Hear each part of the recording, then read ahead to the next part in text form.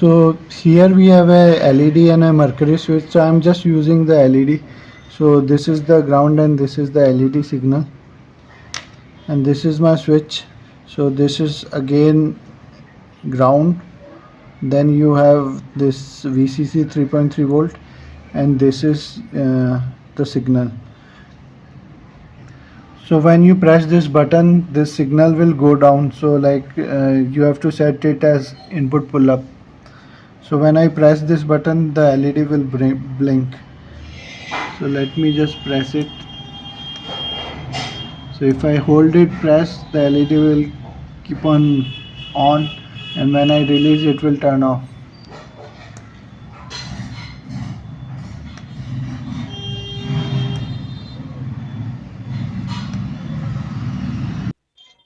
So this is our code. Like I have set the pin 5 to output, which is our LED pin, and pin 16 to input pull up, which is our button pin.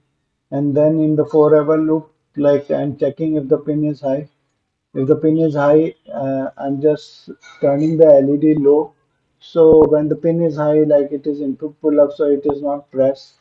So when it is not pressed, like the button, the LED is turned off, and when you press it, the ground will get shorted to signal.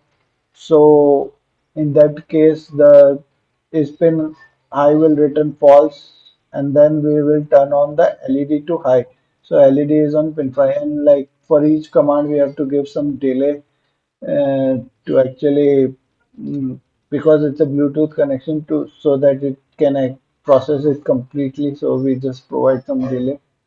And in the wait loop, I'm also providing like 0.5 second delay so that like it should not bombard the Bluetooth ESP32 with continuous messages for checking whether the pin is high or not. So either you can use interrupt or you can like put some delay.